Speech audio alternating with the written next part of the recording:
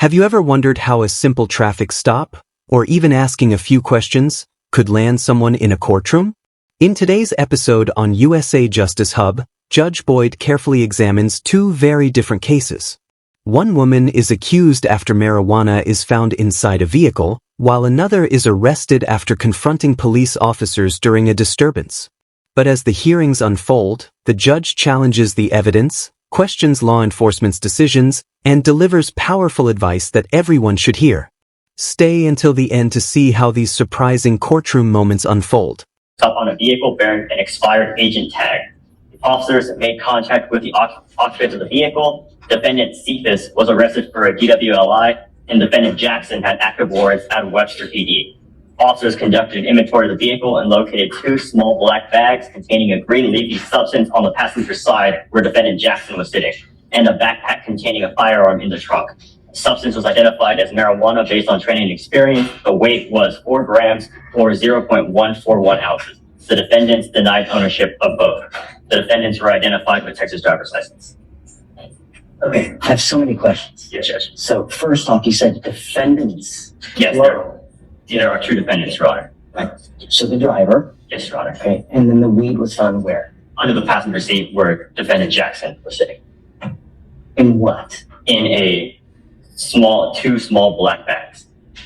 How do you attribute the bags to her? Your Honor, they were just located on the side of the vehicle where she was sitting. So, could be his. Right? Just puts it there? I don't know. Yes, Your Honor, but the affirmative link would be in the proximity of where she was sitting, as in what? Have anything else that identifies the bag as hers? The guy is, the person's a guy, right? Yes, Your Honor. Okay, so is there lipstick? Is there anything else that would identify the bag as hers? No,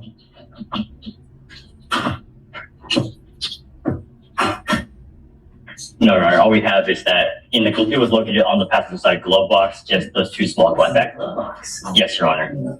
Absolutely. It's in the glove box. Stop it. Are you losing?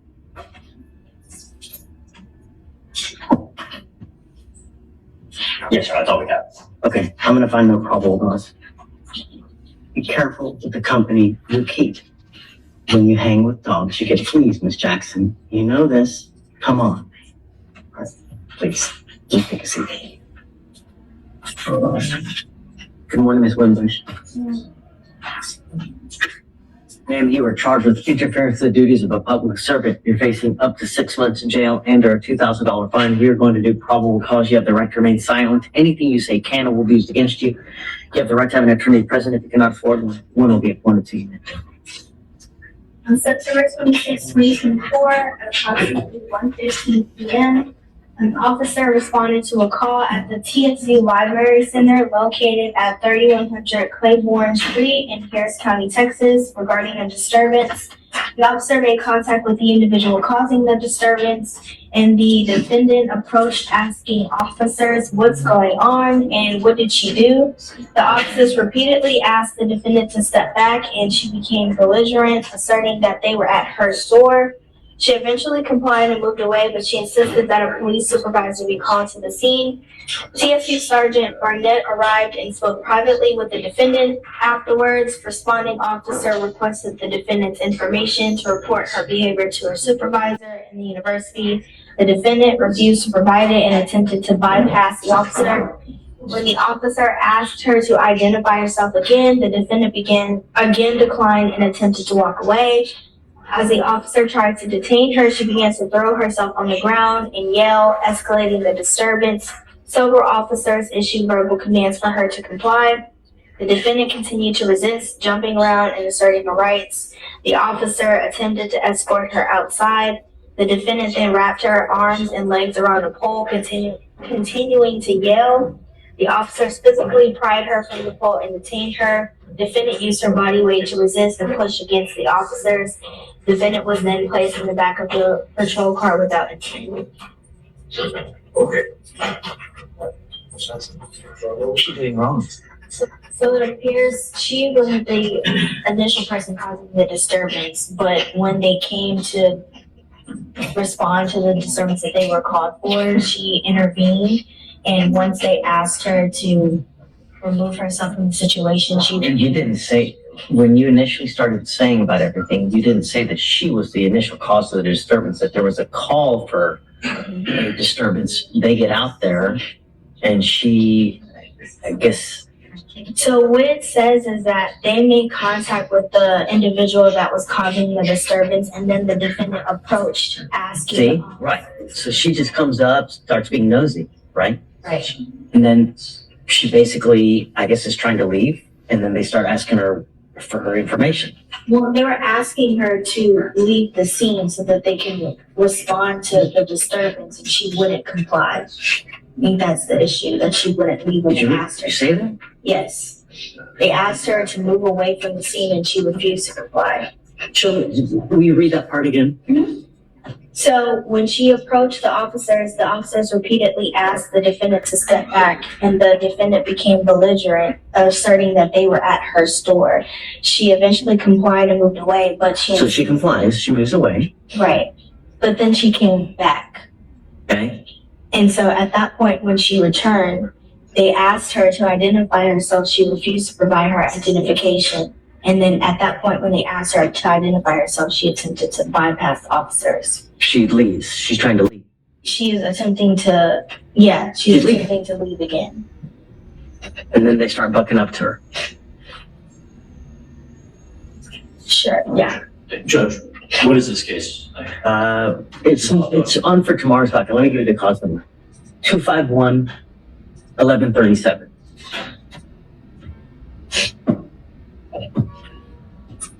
Sounds like interference, so we'll That's what she's charged with. But, so, sounds like she's got a case of the nosies, you know?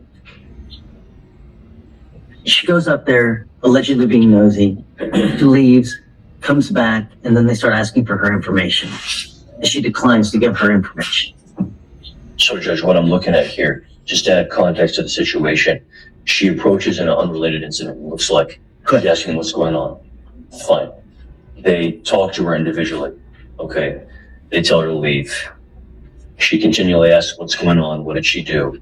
She asserts, she becomes belligerent, is what the officer says, asserting that they were at her store, obstructing their investigation.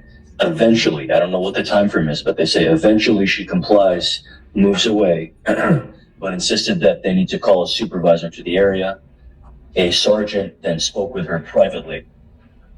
After they responded and they requested her information to report her behavior to her supervisor at the university, and to identify her, which she refused to do.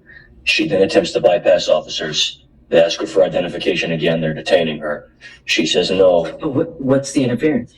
What did she specifically do? Well, She's just talking to them. I understand, Judge. She's talking to them, but she's saying that they're at her store. She's belligerent, telling them to leave. They're at her store. The position of the state judge is that did obstruct their investigation. I mean, it's not in this. There's multiple senses of obstruction in our opinion. It's not. Are you losing right now? Okay. Yeah, I'm not buying. Okay, my name is All right, I'll find no problem cause. I'll dismiss the case, Judge. When you go up and you get into a pissing match with officers, who's gonna win? Who's gonna win? Every single time. If you go up and you mess with someone who has the power of arrest, you're going to lose every single time. Don't go. It's not hard. I found no problem causing a case, ma'am. Just be careful. Okay? Can I ask a question? Sure.